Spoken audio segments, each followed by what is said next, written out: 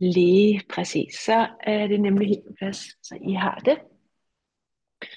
Og jeg gætter, I kan høre mig. Det tænker jeg, at I kan. Ja, det er så godt. Fedt.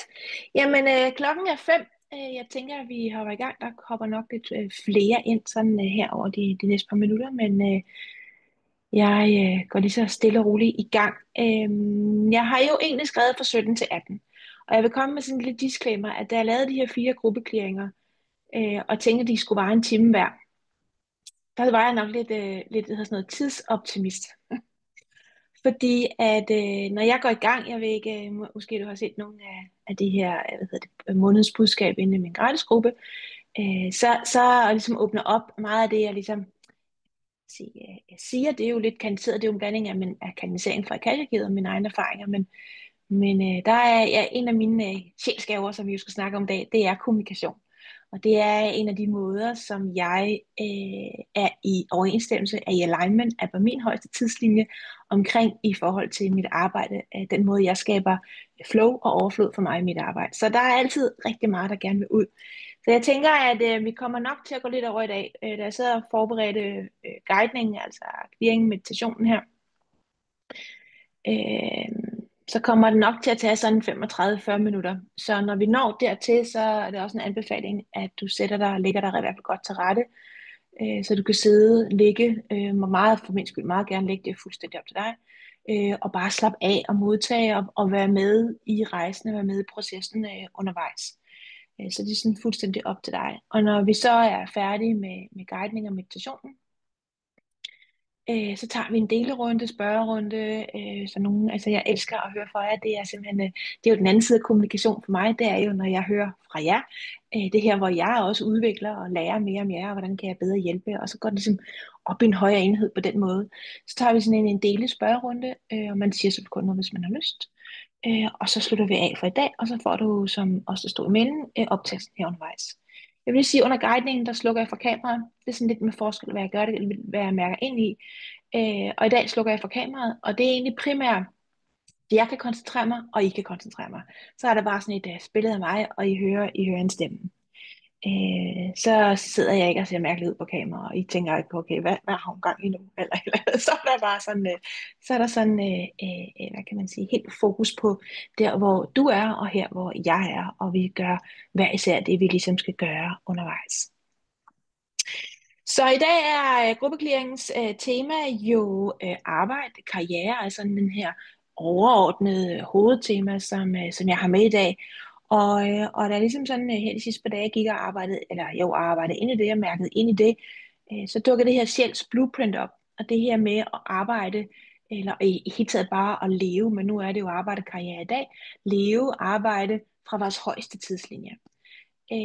Og i en eller anden sådan morgenguidning, jeg sad inde i mit arkiv, og arbejdede jeg i de her uger i gang med at udfolde mit helt eget system, metode for, hvordan vi kan bruge Akasha-arkiverne i forhold til at skabe forretninger, der er ud fra vores højeste tidslinjer. Dels selvfølgelig med at clear, som vi også skal i dag, blokeringer, men også i at modtage guidance fra vores højeste selv. Og hvad skal jeg så ligesom gøre med min forretning, for at jeg kan gøre det, jeg har lyst til. Så det er et dyb proces med i øjeblikket. Og da jeg ligesom sad den, sådan i min morgenguidning, så kom den her til mig, at vores unikke, altså vores sjæls blueprint, som det var, da det blev skabt af den guddommelige kilde, inden vi begyndte at lave karma, inden vi ligesom begyndte at udleve vores fysiske liv og skabe blokeringer i alle det liv, vi nu lige har haft, så er vores unikke sjæls blueprint, som det var, da det blev skabt af den guddommelige kilde, det er vores højeste tidslinje. Det er der, hvor vi er vores reneste selv, inkarneret. Det kommer vi også meget mere ind på. Der er noget af det, du måske tænker, hvad fanden taler damen om? Og noget af det, du bare tænker, det giver god mening. Og du er altid velkommen til at stille spørgsmål bagefter, og hvis spørgsmålet først kommer i morgen, eller i overmorgen, eller om en uge, så skriver du bare til mig, enten på mail eller på Messenger. Nogle gange, så kan tingene jo godt lige sådan, så tager det lidt tid før, at hvad var det egentlig, det betød? Og så er du selvfølgelig hjertelig velkommen til at skrive til mig efterfølgende. Så karriere, arbejde, sjæls blueprint og vores højeste tidslinje, det er sådan, det er det, vi skal arbejde os ind i dag. Og når vi snakker karriere og arbejde, og vi så også i samme ombæring jo snakker Akasha-arkiver eller sjælsarkiv og sjælsformål, jamen så kommer vi ikke uden om vores sjæls blueprint.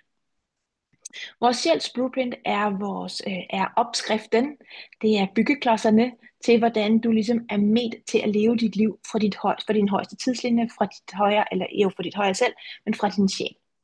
Det er din sjæls byggeklodser, så at sige. Det er sådan, ens blueprint består af mange forskellige elementer, og det er de her elementer, de her byggeklodser, som din sjæl er skabt af den guddommelige kilde, og så sammen ligesom udgør dig, kan man sige, på sjælsplanet. Det er ligesom det, du har nogle af de her byggeklodser, noget af dit sjælsformål, noget af din sjæls mission, eller ja, mission kan vi godt sige, det har du med dig i alle dine inkarneringer, har haft og vil have.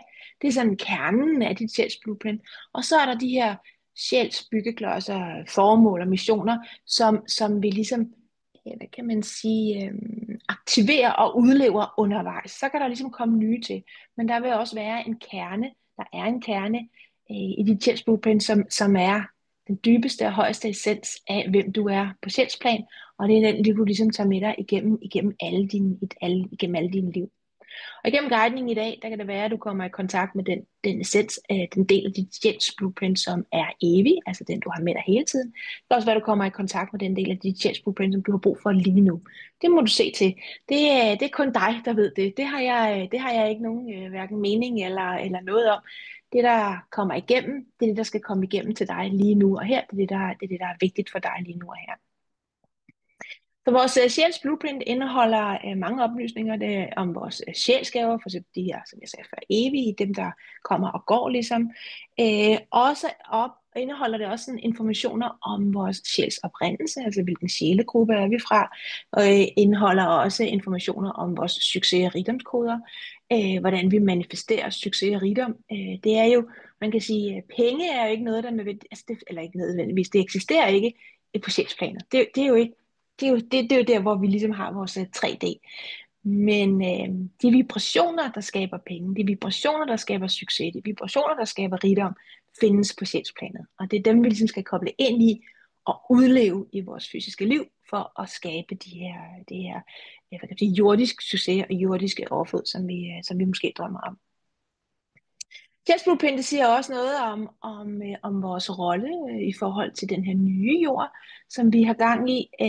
Det siger noget om din energifrekvens, altså er du jordbunden, er du mere sådan flydende og intuitiv. Det er mig. Jeg skal virkelig koncentrere mig om at ground mig. Nogle er jordbunden helt naturlig. Jeg er mere sådan flydende og intuitiv naturlig.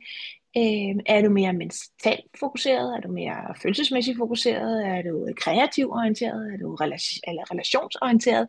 Der er alle sådan nogle, sådan, hvad kan man sige, ja, energier eller værdier, eller hvad man skal sige, omkring hvem du er på sjælsplan. Og meget af det vil du allerede leve i dit liv. Du vil allerede intuitivt have været tiltrukket af din sjæls blueprints energier, byggeklodser, fordi det er jo den vi er, og det er jo det vi meget af det har vi ligesom haft med os gennem de her mange forskellige liv. Og derfor er det også det vi ligesom naturligt bliver tiltrukket af. Og det der kan gøre, når vi arbejder bevidst med sjæls blueprint, det er at vi lige pludselig får klarhed. Altså, hvis der er noget jeg virkelig gerne vil videregive, så er det klarhed, for klarhed og power. Så når vi arbejder med sjæls blueprintet bevidst, så får vi klarhed på, hvem vi i virkeligheden er, og dermed kan vi så også træde endnu mere ind i den rolle, tage vores sjæls blueprint, og dermed også vores højeste mulige tidslinje helt til os. Ej, det er endnu mere at træde ind, og så træde fuldt bevidst ind i det. Hvor ofte for rigtig mange spirituelle, og mig selv inklusiv, så har det været sådan lidt intuitivt. Det kan det måske, og vi gætter lidt, og måske så kommer lidt tvivl ind, og jeg føler mig tiltrukket heraf, men også at blive modstand, du kender det. Men når vi ligesom får klarhed på, hvem er jeg på sjælsplan, så har vi den her klarhed, og den her klarhed giver power til virkelig at kunne arbejde med det bevidst. Håber det giver mening. Der er også information af dit sjæls blueprint om, hvordan du manifesterer. Det kan være gennem planlægning og struktur. Der er nogen, der virkelig er sådan gennem planlægning og struktur. Det er ikke nødvendigvis mig. Jeg har lært det, men det er ikke sådan, jeg nødvendigvis er sådan, hvad kan man sige, inderst inde i min essens. Så er der nogen, der er mere på intention, nogen, der er mere på følelser, energi. Ja, der kan være alle mulige forskellige konstellationer af de her. Og de her sådan forskellige energier, de bliver ligesom bragt sammen, og så skaber dit unikke sjælsblueprint. Der er ikke to, ligesom der ikke er to jordiske mennesker, på nær måske enægget tvillinger, og så er de så alligevel forskellige, for de er jo to. Men ellers er det ligesom der ikke er ens mennesker, så er der heller ikke ens sjælsblueprint. Mange detaljer og mange informationer. Og det, der er vigtigt lige om lidt i guidningen, når jeg guider dig ind, det er, at du holder dig så åben og modtagelig for det, der dukker op, som overhovedet muligt. Nogle gange, så kan vi mennesker godt have sådan en lyst til, eller en tilbøjelighed til gerne sådan at vil styre informationerne i en bestemt retning, fordi, det gad jeg virkelig, jeg gad fandme godt være hende, der bare, du ved, øh, healede hele verden, eller jeg gad godt være hende, der bare, det der, kan godt, for eksempel kan det godt være sådan, for jeg kunne have den her med, jeg gad virkelig godt være hende, der bare havde fuldstændig styr på det, og kunne gentage den samme. Jeg har altid været sådan misundelig på selvstændige, der har haft den samme uddannelse, og så har de gentaget den 7 år i streg. Det ligger ikke i min essens. Min essens er at udvikle mig hele tiden. Og skabe nyt. Det er ligesom det, der er i mit sjælsblueprint. Det er der, hvor jeg er på min højeste tidslinje. Men derfor så kan jeg jo godt have sådan en trang, fordi jeg synes, det, for jeg inde i mig, jeg synes over hos dem, så ser det fucking nemt ud, at de skal udvikle og skabe og processere og udvide og alt muligt hele tiden. At de bare gentager det samme om igen.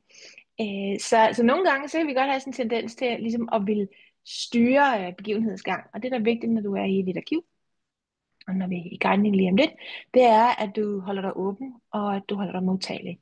Og simpelthen bare, hvad kan man sige, er åben over for det, der dukker op. Du kommer i kontakt, vi beder dit højere selv om at komme ind og guide dig. Dit højere selv er den del af dig, der ikke er inkarneret.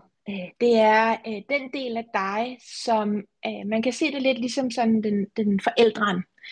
Den del af dig, som altid lever i uendelig kærlighed, i uendelig lys, i guddommelig bliss, og ligesom sådan gerne vil guide dig, eller resten af dig, hen imod dit selvsprint, hen imod din høje tidslinje, sige, hey, det kunne være en god idé, hvis du gør sådan her, eller hvad nu, hvis du gør sådan her. Og man kan se det lidt som sådan en kærlig forælder, som prøver at guide sit barn, som så er sjælen, som så er inkarneret i en krop, hen til ligesom at gøre nogle bestemte ting. Så i guidningen her om lidt kommer du i kontakt med dit højere selv.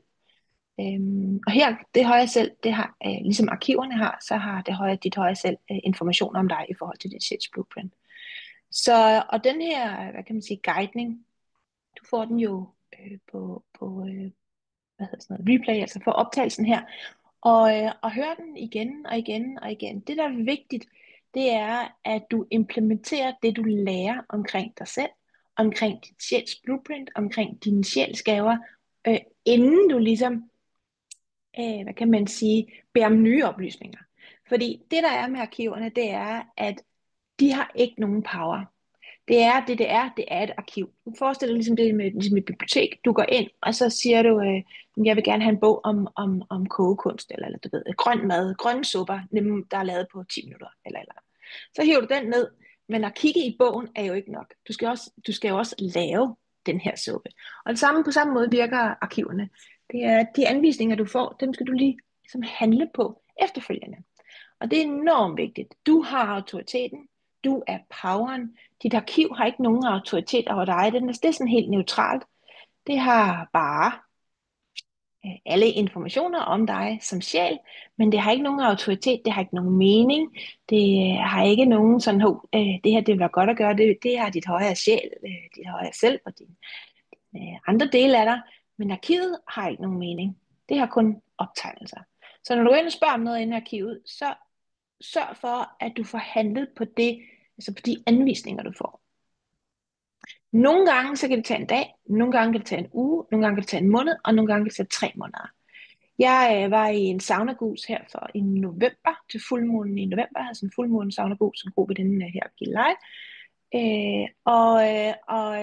Min veninde der, saunagusmesteren, hun spørger så den her fuldmåne, hvad vil du gerne integrere i den næste måned?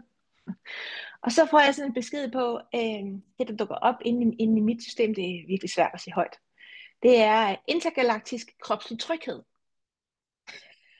Og så havde jeg lidt sådan, what the fuck? Altså, hvad fanden betyder... Altså, jeg havde bare sådan... Så siger jeg det til min anden veninde, som også er med, og Bettina der sammen, og siger bare sådan, "Men hvad fik I?" Jamen, de fik sådan og sådan. Jeg fik intergalaktisk kropslig tryghed. Og så kiggede de bare på mig og tænkte, du er fucking skør. Men det kunne ikke give mening for mig nu. Og det er jo så været november, december, januar, februar, marts. Det er så 4 måneder siden. Så nogle gange er det nemt at handle på lige nu og her, og andre gange så kommer meningen med svarene, det kommer altså først efter noget tid. Men vær åben og vær modtagelig, og bare blive ved med at besøge dit arkiv, blive ved med at besøge dit højere selv, blive ved med at spørge ind til dit sjæls blueprint, og sørg for at få handlet på de anvisninger i det omfang, du kan, på de anvisninger, du får.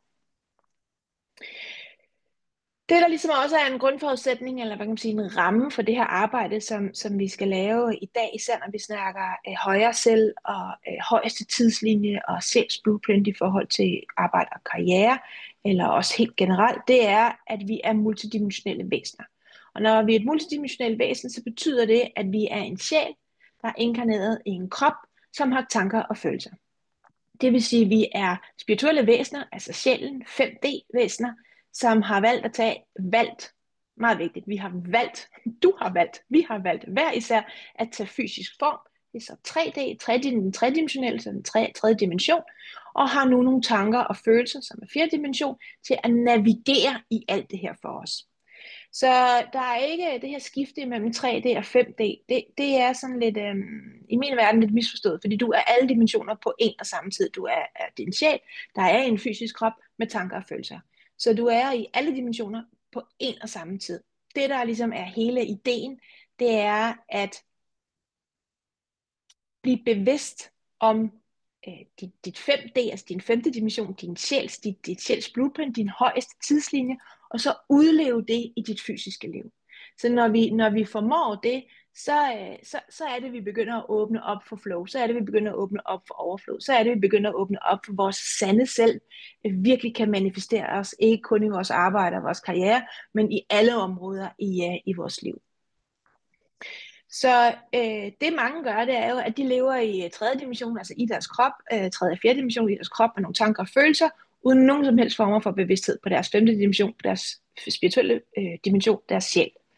Så i forhold til arbejde og karriere, så kan man sige, at den slags mennesker, og sagt helt uden fordømmelse, betyder, at det aldrig rigtig helt ligesom, hvad kan man sige, i forhold til, hvis man spørger os, der ligesom sidder i den her båd, og dig, der sidder og lytter med på det her, for ellers vil du ikke sidde og lytte med, så betyder det, at man aldrig rigtig helt, hvis man kun ligesom befinder sig på 3. dimension og 4. dimension, at man aldrig rigtig helt finder den der dybe, sande tilfredsstillelse. Den her sådan dybe, sande, og sådan, det her, det er mig. Nu kører bussen-agtigt.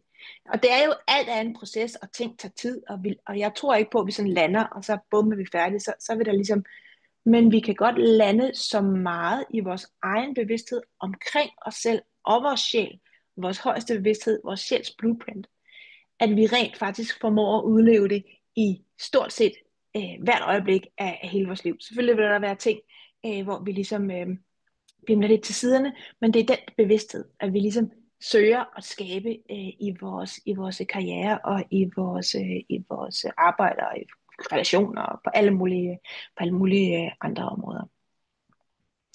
Så i forhold til sjælen og det her med sjælspotentiale og sjælsformål og sjælsblueprint, så betyder det jo så, at du har valgt, jeg har valgt, vi har alle sammen, os der har en krop, har valgt at være, fra sjælens perspektiv, har vi valgt at være i den her krop, for at udleve vores fulde potentiale, vores højeste bevidste tidslinje. Og det er også derfor, at der er så mange spirituelle, der vælger at blive selvstændige. Ikke at der er noget galt med ansættelse eller almindelige jobs på nogen måde overhovedet, men rigtig mange spirituelle kan ligesom ikke udleve hele sig på alle bevidsthedsniveauer af sig med alle deres unikke sjælsgaver i et fast arbejde. Vi er nødt til at man er ikke nødt til, men det er lidt det følelsen rigtig mange selvstændige, eller spirituelle har, det er, at man er nødt til at finde, så man er nødt til selv at opfinde jobbet, der hvor man ligesom kan udleve sig selv. Så jeg skal bare lige se mine noter her. Ja, så vi som sjæle har mange formål, vi har mange missioner. Som sagt, så er nogle evige, og nogle kommer og går. Øh, og, øh, øhm, og som sagt, i guidningen om lidt, så er det op til dig. Det bestemmer jeg ikke. Det er der, hvor min intention er altid at give dig din power hjem.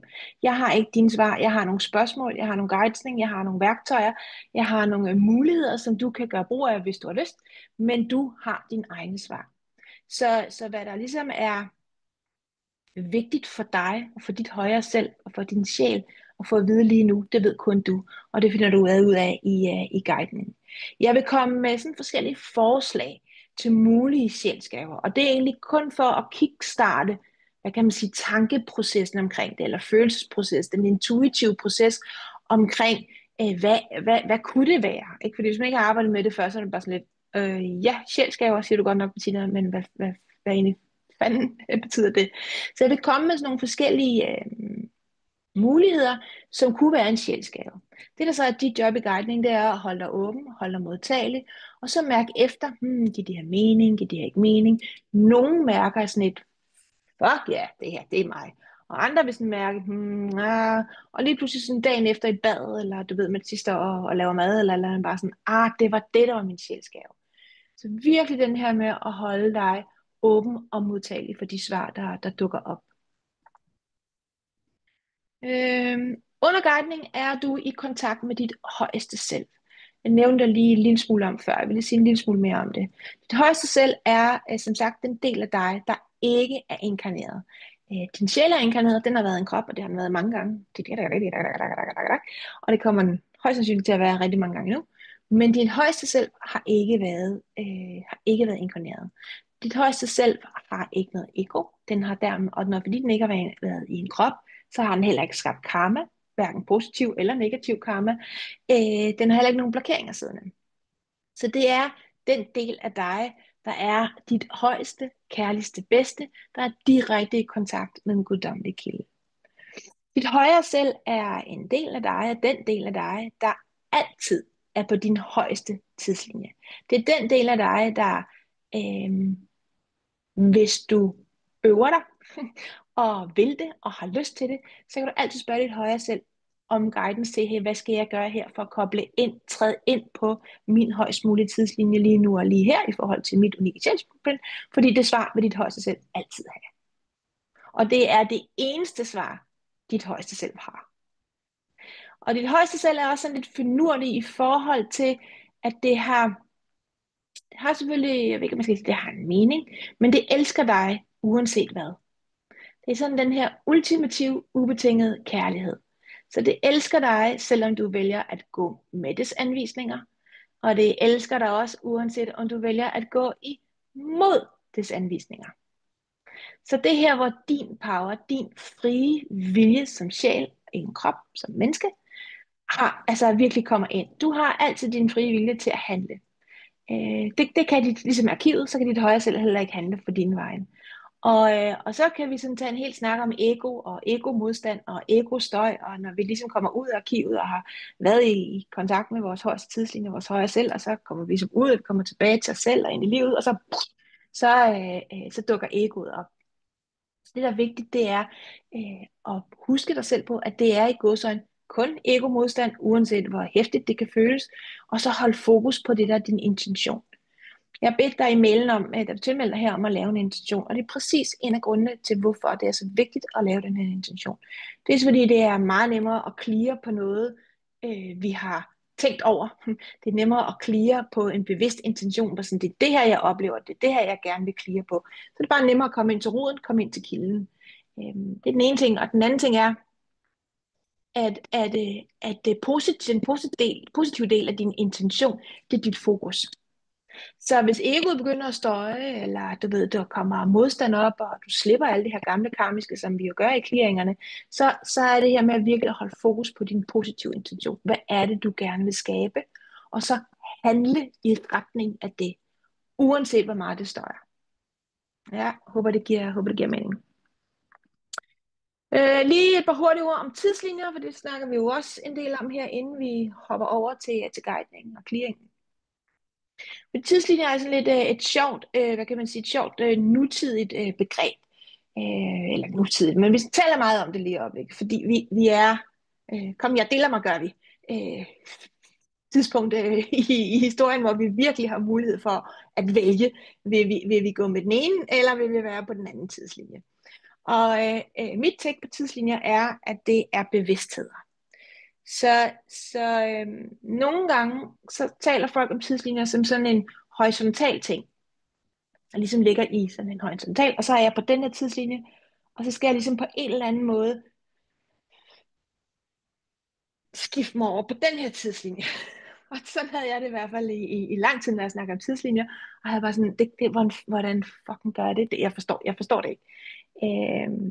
Det er den ene ting, at tidslinjer i min verden ligger vertikalt. Det vil sige, det følger vibrationsskalaen. De fleste kender vibrationsskalaen. Så hvis du er på en tidslinje, hvor du er fyldt med skam, for eksempel fra et tidligere liv, fra 30 liv tilbage, det her, hvor de her tidligere liv lige pludselig begynder at give rigtig, rigtig god mening for os, det er, at når vi er så langt nede i vores tidslinjer, at vi rent faktisk udlever vores karma, som vi har skabt i tidligere liv, for mange liv tilbage, så er vi i vores bevidsthed, selvom vi lever i 2025 i vores krop, så er vi i vores bevidsthed i det liv, hvor den karma blev skabt, indtil vi opløser den, indtil vi clearer den.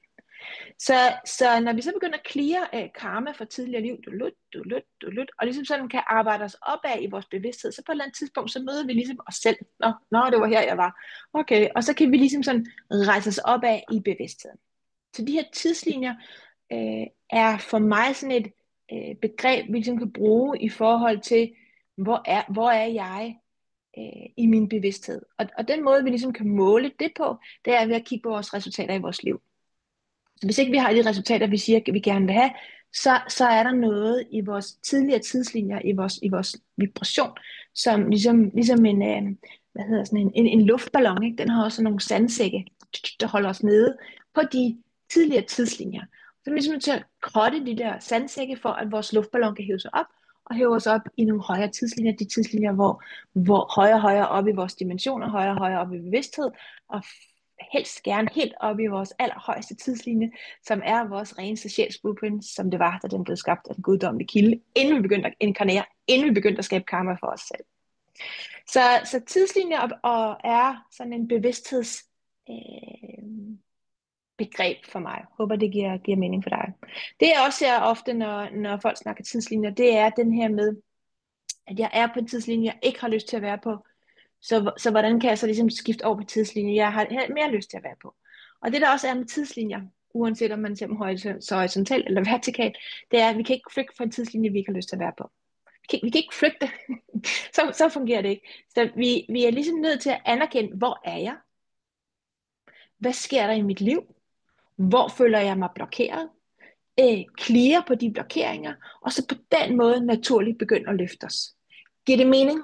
At vi kan ligesom ikke tage os selv ud af vores eget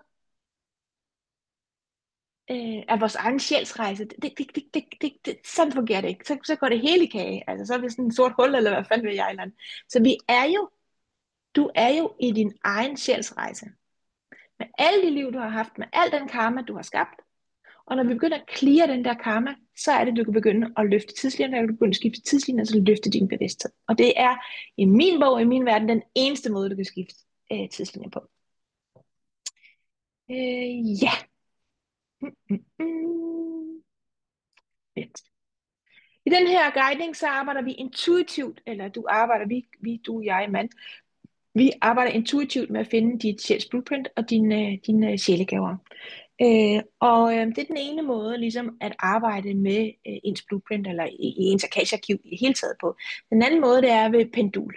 Så intuitivt er sådan den her meditationslignende ting, og pendul, det er lidt mere detached, hvor vi ligesom har nogle skemaer, og så kan vi sige, hey, har jeg den her, der har jeg den her. Og der er fordele og ulemper ved begge dele, og jeg anbefaler klart, at man kombinerer den intuitive, meditative, visualiserende del af arbejdet med sit akasha-arkiv, og den her med penduler og med skemaer. At vi ligesom begynder at koble de to ting sammen. Det, der sker, det er, når vi arbejder, en fordel ved at arbejde intuitivt med dit Akasha-arkiv generelt, uanset om det er chefs blueprint, altså og karrierearbejde, eller om det er relationer, eller whatever, hvad det er. Men når du arbejder intuitivt på den her måde, som vi skal igennem lige om lidt, med dit Akasha-arkiv, så styrker du og skaber forbindelse til dit højere selv, så styrker du jo den forbindelse til dit højere selv. Sådan er det vi fokuserer på, at det vokser eller bliver stærkere. Så når du arbejder i det Akasha-arkiv intuitivt, og ligesom kalder dit højeste selv ind, den del af dig, der altid er på din højeste tidslinje, så styrker du den connection imellem jer to, eller mellem de to dele af dig selv. Og vores højeste selv taler til os igennem intuitionen. Så når vi arbejder intuitivt i Akasha-arkiverne, så er det ligesom, så begynder du at kunne mærke dit højere selv, også når du ikke er i arkivet. Det vil sige, når du går ned i Netto, måske, hvad skal jeg spise? Altså, det kan man godt bruge det til at sige, hey, hvad er godt for mig at spise? Det kan være i forhold til din forretning, det kan være i forhold til relationer, det kan være i forhold til alle områder i dit liv. Når vi arbejder intuitivt på den her måde, så styrker du virkelig og med det højere selv. Man kan også snakke med sin business angel. Man kan snakke med mange forskellige mestre og opstigende mestre og guides. Der er mange forskellige typer, man kan snakke med i sit Akasha-arkiv. Men når du snakker med dit højere selv, som vi skal i dag, så også og bliver ved med at gøre det og øver det, så styrker du connection til dit højere selv, og den her, hvad kan man sige, afstanden imellem jer, eller de dele af dig selv, bliver ligesom mindre og mindre. Så når du går ud i dit normale liv, eller sidder i din forretning, eller hvad det nu end gør, så er det her med, du kender udtrykket inspireret handling, så bliver den afstand, eller frekvens af inspirerede handlinger bliver mindre og mindre, eller større og større og større. Det vil sige, at du handler mere og mere i overensstemmelse med din højeste tidslinje, også når du ikke sidder i meditation i dit Akasha-arkiv. Ja.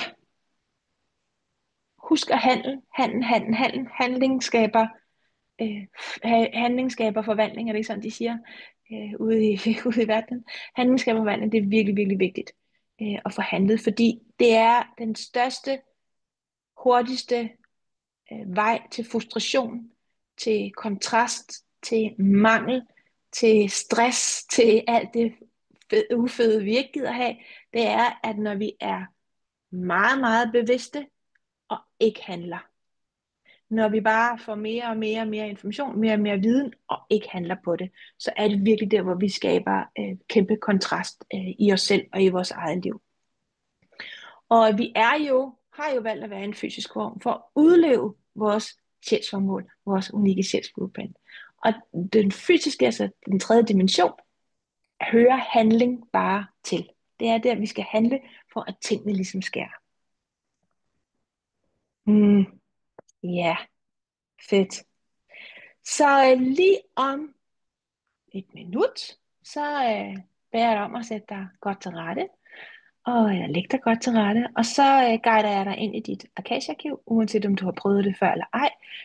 Dig, der har været med på alle 4 clearinger her, eller 3 er vi på nu, gruppeclearinger, vil lægge mærke til, at jeg ligesom gør det på forskellige måder hver gang. Og det er egentlig for at illustrere, at der er så mange forskellige måder at arbejde med arkiverne på. Mange måder at gå i arkiverne, eller mange måder at arbejde med arkiverne på. Og det, der er enormt vigtigt, det er, at du finder din egen måde. Så vi har sådan lidt forskellige måder, ligesom jeg har sådan prøvet at give lidt forskellige måder at gå ind i arkiverne på, og i dag er også en ny måde. Så jeg guider dig ind i dit arkiv, skaber kontakt, guider dig i, at du skaber kontakt med dit højere selv, og så modtager du den information, du skal have lige nu og her, at du taler åben og modtagelig, gør alt, hvad du kan for ikke at styre processen, og modtager information om dit sjælsblueprint, om dine sjælegaver, og om, hvordan det bedst skal udleves i din karriere og i dit arbejde lige nu, ud fra din højst mulige tidslinje. Så den her med, hvordan det bedst skal udleves, er det her, hvor jeg snakker om det her handling. Så vi ligesom trækker al den her fede energi for din højeste mulige tidslinje ned i dit liv, ned i dit arbejde, din karriere. Og hører du den her igen efterfølgende, men så kan du skifte karriere ud med relationer, eller du kan skifte ud med krop, eller du kan skifte ud med lige præcis det område i dit liv, som du har lyst til at arbejde med. Og når du har talt lidt med dit højere selv, så laver vi noget clearingsarbejde, og så til sidst så laver jeg en lille aktivering af dit oprindelige sjælsblueprint, som det var, da det blev skabt af den guddommelige kilde.